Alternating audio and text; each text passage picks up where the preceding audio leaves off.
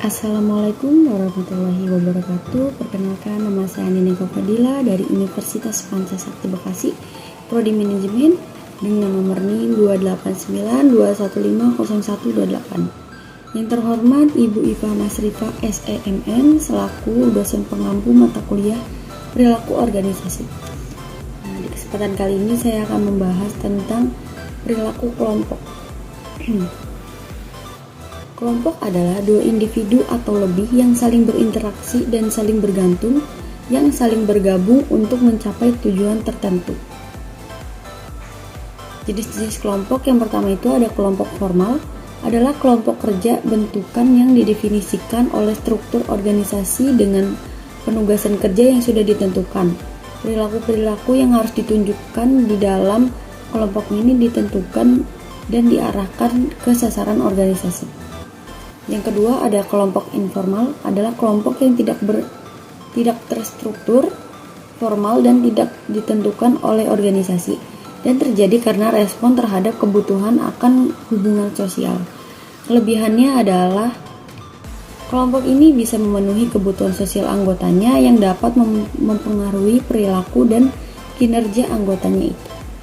Yang ketiga ada kelompok komando, adalah kelompok yang terdiri dari individu-individu yang melapor langsung kepada manajer tertentu, atau dengan kata lain kelompok komando adalah manajer dan semua bawahannya. 4. Ada kelompok tugas, adalah orang-orang yang secara bersama-sama menyelesaikan tugas. Yang kelima ada kelompok kepentingan. Nah, ini adalah orang-orang yang bekerja sama dengan untuk mencapai tujuan khusus yang menjadi perhatian masing-masing orang.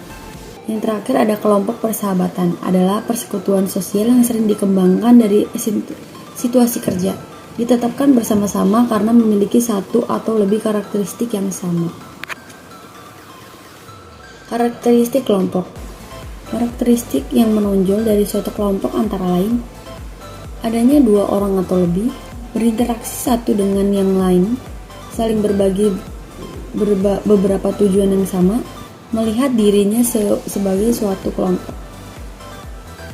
Tahap-tahap perkembangan kelompok yaitu ada forming, strumming, learning, performing, dan adjourning.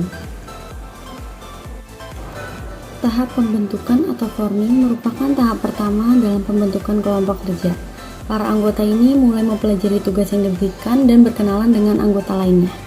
Tahap forming ini dikarakteristikan oleh banyaknya ketidakpastian. Para anggota kelompok masih tidak terlalu jelas mengenai tujuan dan objektif kelompok, merasa kebingungan, masih menyembunyikan perasaan masing-masing, dan keterlibatannya masih kurang. Lalu yang kedua ada tahap timbulnya konflik atau strumming, merupakan tahap kedua yang para anggota mulai bekerja tetapi mereka cenderung akan mempertahankan pendapat mereka sendiri, menolak batasan-batasan yang ditetapkan oleh kelompok terhadap individu mereka. Tahap strumming ini dikarakteristikan oleh konflik intra-kelompok. Beberapa tanda-tanda bahwa kelompok berada di tahap strumming adalah timbulnya kemarahan, perasaan menyebalkan, ketidaknyamanan, terjadinya adu pendapat atau konflik, dan kegagalan. Yang ketiga ada tahap normalisasi atau norming, yaitu tahap terbentuknya hubungan yang dekat antar anggota kelompok dan menetapkan aturan-aturan serta menemukan cara komunikasi yang tepat supaya dapat membantu mereka mencapai tujuan yang diinginkan. Tanda-tanda kelompok berada di tahap norming adalah adanya peninjauan ulang dan penjelasan mengenai objektif atau tujuan kelompok, timbulnya persahabatan dan kerjasama antar kelompok, mulai dapat mendengar pendapat anggota lain serta dapat mengidentifikasikan kekuatan dan kelemahan. Yang keempat ada tahap berkinerja atau performing, adalah tahap di mana semua anggota kelompok telah dapat bekerja dan berfungsi secara penuh. Pada tahap ini semua anggota memiliki kebersamaan, kepercaya diri, kreatif, inisiatif, dan semangat yang tinggi serta sukses. Tahap yang terakhir adalah tahap pembubaran atau adjourning. Tahap ini dikhususkan untuk kelompok-kelompok kerja yang bersifat sementara. Setelah suatu proyek selesai ataupun suatu permasalahan berhasil dituntaskan, kelompok kerja tersebut akan dibubarkan.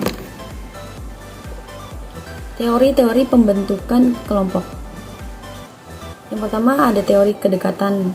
Teori ini adalah teori yang sangat dasar dan menjelaskan tentang adanya afiliasi di antara orang-orang tertentu.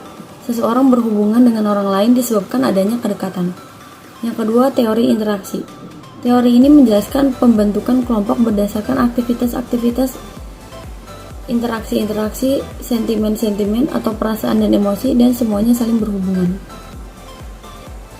Yang ketiga ada teori keseimbangan. Teori menyatakan bahwa seseorang tertarik pada yang lain adalah didasarkan atas kesamaan sikap di dalam menanggapi suatu tujuan. Yang terakhir ada teori pertukaran. Teori ini ada kesamaan fungsinya dengan teori motivasi dalam bekerja. Teori kedekatan, teori interaksi, dan teori keseimbangan mengimankan peranan dalam teori ini.